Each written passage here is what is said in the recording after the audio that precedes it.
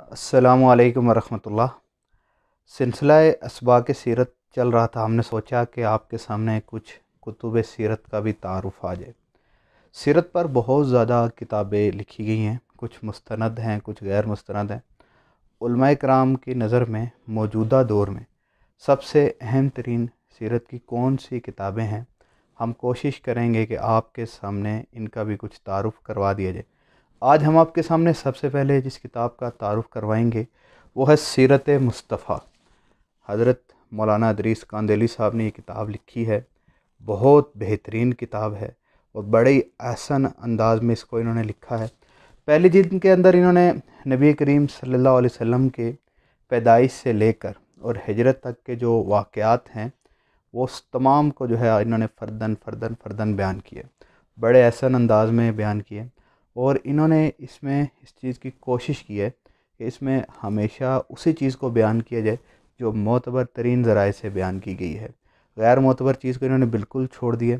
اور بعض سیرت نگاروں نے مستشرقین اور مغربیت سے مرعوب ہو کر اپنی سیرت کی کتابوں میں جو چیزیں داخل کیں اس کا انہوں نے بہترین انداز میں رد بھی کیا۔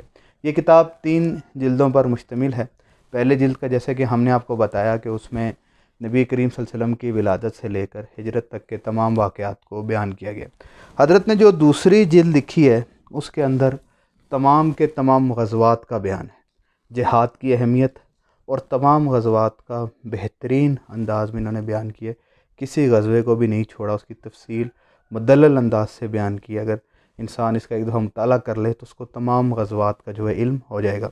اور اس طرح حضرت نے جو تیسری جلد لکھی ہے اس میں نبی کریم صلی اللہ علیہ وسلم نے جب ہجرت کی اور ہجرت کے بعد جب اسلام کا عروج ہوا، آپ صلی اللہ علیہ وسلم سے جو وفود ملنے آئے ان کا تذکرہ، اسی طرح جو ہجرت کے بعد کے واقعات ہیں، آپ صلی اللہ علیہ وسلم کے کچھ معجزات کا تذکرہ کیا، آپ کی امہات المومنین کا تعارف، آپ کی بیٹیوں کا تعارف۔